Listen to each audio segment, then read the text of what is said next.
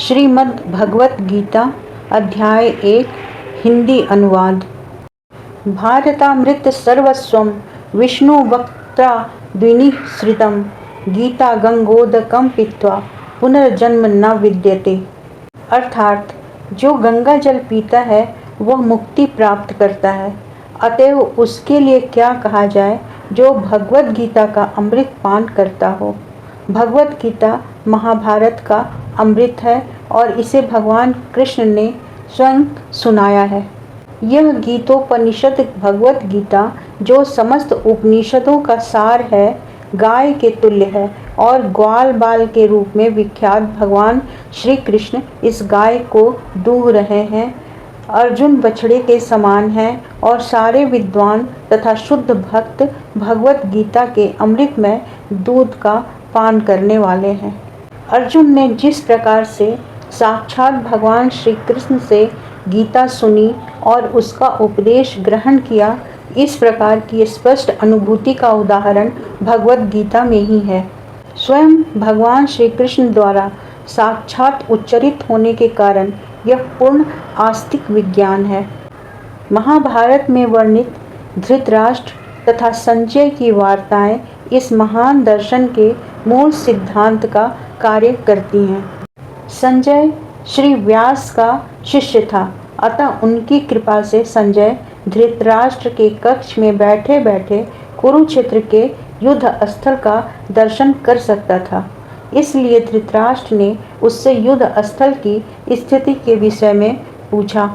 धृतराष्ट्र ने कहा, हे संजय, धर्म भूमि कुरुक्षेत्र में युद्ध की इच्छा से एकत्र हुए मेरे तथा पांडु के पुत्रों ने क्या किया। संजय ने कहा, हे राजन, पांडु पुत्रों द्वारा सेना की व्यूह रचना देखकर राजा दुर्योधन अपने गुरु के पास गया और उसने ये शब्द कहे, हे आचार्य, पांडु पुत्रों की विशाल सेना को देखें, जिसे आपके बुद्धिमान शिष्य द्रुपद के पुत्र ने इतनी कौशल से व्यवस्थित किया है। इस सेना में भीम तथा अर्जुन के समान युद्ध करने वाले अनेक वीर धनुर्धर हैं, जैसे महारथी युयुधान, विराट तथा द्रुपद। इनके साथ ही धृष्टकेतु, चेकितान, काशीराज, पुरुजित, कुंती भोज तथा शव्य जैसे महान शक्तिशाली योद्धा भी हैं। पराक्रमी युधानमन्यु अत्यंत शक्तिशाली उत्तमौजा सुभद्रा का पुत्र तथा द्रौपदी के पुत्र, ये सभी महारथी हैं। किंतु हे ब्राह्मण श्रेष्ठ, आपकी जानकारी के लिए मैं अपनी सेना के उन नायकों के विषय में बताना चाहूँगा जो मेरी सेना को संचालित करने में विशेष रूप से निपुण हैं। मेरी सेना में स्वयं आप, भीष्म, कर्ण, कृपाचार्य, अश्वत्थामा, विकर्ण तथा सोमदत्त का पुत्र पुरीश्रवा आदि हैं, जो युद्ध में सदैव विजयी रहे हैं। ऐसे अन्य अनेक वीर भी हैं जो मेरे लिए अपना जीवन त्याग करने के लिए उद्यत हैं। ये विविध प्रकार के हथियारों से सुसज्जित हैं और युद्ध विद्या में निपुण हैं। हमारी शक्ति अपरिमेय है और हम सब पितामह द्वारा भली भांति संरक्षित हैं, जबकि पांडवों की शक्ति भीम द्वारा भली भांति संरक्षित होकर भी सीमित है। अतएव सैन्य व्यूह में अपने अपने मोर्चों पर खड़े रहकर आप सभी भीष्म पितामह को पूरी सहायता दें। तब कुरुवंश के वयोवृद्ध परम प्रतापी एवं वृद्ध पितामह ने सिंह गर्जना की सी ध्वनि करने वाले अपने शंख को उच्च स्वर में बजाया, जिससे दुर्योधन को हर्ष हुआ। इसके बाद शंख, नगाड़े, बिगुल, तुरही तथा सिंह सहसा एक साथ बज उठे। वह संवेद स्वर अत्यंत कोलाहल पूर्ण था। दूसरी ओर से श्वेत घोड़ों द्वारा खींचे जाने वाले विशाल रथ पर आसीन कृष्ण तथा अर्जुन ने अपने अपने दिव्य शंख बजाए। भगवान श्री कृष्ण ने अपना पांचजन्य शंख बजाया, अर्जुन ने देवदत्त शंख तथा अतिभोजी एवं अति मानवीय कार्य करने वाले भीम ने पौंड्र नामक भयंकर शंख बजाया। हे राजन, कुंती पुत्र राजा युधिष्ठिर ने अपना अनंत विजय नामक शंख बजाया तथा नकुल और सहदेव ने सुघोष एवं मणिपुष्पक शंख बजाए। महान धनुर्धर काशीराज, परम योद्धा शिखंडी, धृष्टद्युम्न, विराट, अजेय, सात्यकी, द्रुपद, द्रौपदी के पुत्र तथा सुभद्रा के महाबाहु पुत्र आदि सबों ने अपने अपने शंख बजाए। इन विभिन्न शंखों की ध्वनि कोलाहल पूर्ण बन गई, जो आकाश तथा पृथ्वी को शब्दायमान करती हुई धृतराष्ट्र के पुत्रों के हृदयों को विदीर्ण करने लगी। उस समय हनुमान से अंकित ध्वजा लगे रथ पर आसीन पांडव पुत्र अर्जुन अपना धनुष उठाकर तीर चलाने के लिए उद्यत हुआ। हे राजन, धृतराष्ट्र के पुत्रों को व्यूह में खड़ा देखकर अर्जुन ने श्री कृष्ण से ये वचन कहे।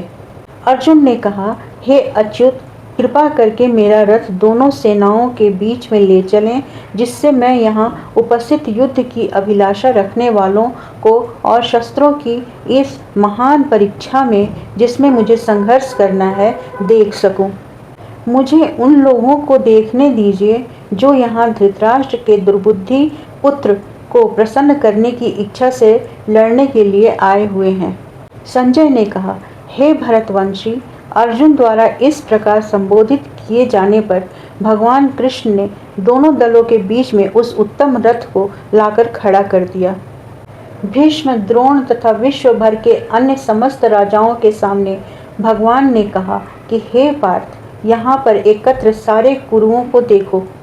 अर्जुन ने वहाँ पर दोनों पक्षों की सेनाओं के मध्य में अपने चाचा, ताऊओं, पितामहों, गुरुओं, मामाओं, भाइयों, पुत्रों, पौत्रों, मित्रों, ससुरों और शुभ चिंतकों को भी देखा। जब कुंती पुत्र अर्जुन ने मित्रों और संबंधियों की इन विभिन्न श्रेणियों को देखा तो वह करुणा से अभिभूत हो गया और इस प्रकार बोला, हे कृष्ण, इस प्रकार युद्ध की इच्छा रखने वाले अपने मित्रों तथा संबंधियों को अपने समक्ष उपस्थित देखकर मेरे शरीर के अंग कांप रहे हैं और मेरा मुंह सूखा जा रहा है। मेरा सारा शरीर कांप रहा है, मेरे रोंगटे खड़े हो रहे हैं, मेरा गांडीव धनुष मेरे हाथ से सरक रहा है और मेरी त्वचा जल रही है। मैं यहाँ अब और अधिक खड़ा रहने में असमर्थ हूँ। मैं अपने को भूल रहा हूँ और मेरा सिर चकरा रहा है। हे कृष्ण, मुझे तो केवल अमंगल के कारण ही दिख रहे हैं। हे कृष्ण, इस युद्ध में अपने ही स्वजनों का वध करने से न तो मुझे कोई अच्छाई दिखती है और न मैं उससे किसी प्रकार की विजय, राज्य या सुख की इच्छा रखता हूँ। हे गोविंद, हमें राज्य, सुख अथवा इस जीवन से क्या लाभ, क्योंकि जिन सारे लोगों के लिए हमने उन्हें चाहते हैं वे ही इस युद्ध भूमि में खड़े हैं। हे मधुसूदन, जब गुरुजन, पितृगण, पुत्रगण, पितामह, मामा, ससुर, पौत्रगण, साले तथा अन्य सारे संबंधी अपना अपना धन एवं प्राण देने के लिए तत्पर हैं और मेरे समक्ष खड़े हैं, तो फिर मैं इन सबको क्यों मारना चाहूँगा, भले ही वे मुझे क्यों न मार डालें। हे जीवों के पालक, मैं इन सबों से लड़ने को तैयार नहीं हूँ, भले ही बदले में मुझे तीनों लोग क्यों न मिलते हों। इस पृथ्वी की तो बात ही छोड़ दें, भला धृतराष्ट्र के पुत्रों को मारकर हमें कौन सी प्रसन्नता मिलेगी। यदि हम ऐसे आतताइयों का वध करते हैं तो हम पर पाप चढ़ेगा, अतः यह उचित नहीं होगा कि हम धृतराष्ट्र के पुत्रों तथा उनके मित्रों का वध करें। हे लक्ष्मीपति कृष्ण, इससे हमें क्या लाभ होगा और अपने ही कुटुंबियों को मारकर हम किस प्रकार सुखी हो सकते हैं। हे जनार्दन, यद्यपि लोभ से अभिभूत चित्त वाले ये लोग अपने परिवार को मारने या अपने मित्रों से द्रोह करने में कोई दोष नहीं देखते, किंतु हम लोग जो परिवार के विनष्ट करने में अपराध देख सकते हैं, ऐसे पाप कर्मों में क्यों प्रवृत्त हों। कुल का नाश होने पर सनातन कुल परंपरा नष्ट हो जाती है और इस तरह शेष कुल भी अधर्म में प्रवृत्त हो जाता है। हे कृष्ण, जब कुल में अधर्म प्रमुख हो जाता है तो कुल की स्त्रियां दूषित हो जाती हैं और स्त्रीत्व के पतन से हे वृष्णिवंशी अवांछित संतानें उत्पन्न होती हैं। अवांछित संतानों की वृद्धि से निश्चय ही परिवार के लिए तथा पारिवारिक परंपरा को विनष्ट करने वालों के लिए नारकीय जीवन उत्पन्न होता है। ऐसे पतित कुलों के पुरखे गिर जाते हैं, क्योंकि उन्हें जल तथा पिंड देने की क्रियाएं समाप्त हो जाती हैं। जो लोग कुल परंपरा को विनष्ट करते हैं और इस तरह अवांछित संतानों को जन्म देते हैं, उनके दुष्कर्मों से समस्त प्रकार की सामुदायिक योजनाएं तथा पारिवारिक कल्याण कार्य विनष्ट हो जाते हैं। हे प्रजापालक कृष्ण, मैंने गुरु परंपरा से सुना है कि जो लोग कुल धर्म का विनाश करते हैं वे सदैव नरक में वास करते हैं। ओह, कितने आश्चर्य की बात है कि हम सब जघन्य पाप कर्म करने के लिए उद्यत हैं। राज्य सुख भोगने की इच्छा से प्रेरित होकर हम अपने ही संबंधियों को मारने पर तुले हैं। यदि शस्त्रधारी धृतराष्ट्र के पुत्र मुझे निहत्थे तथा रणभूमि में प्रतिशोध न करने वाले को मारें तो यह मेरे लिए श्रेयस्कर होगा। संजय ने कहा। युद्ध भूमि में इस प्रकार कहकर अर्जुन ने अपना धनुष तथा बाण एक ओर रख दिया और शोक संतप्त चित्त से रथ के आसन पर बैठ गया। इस प्रकार भगवत गीता का प्रथम अध्याय पूर्ण हुआ।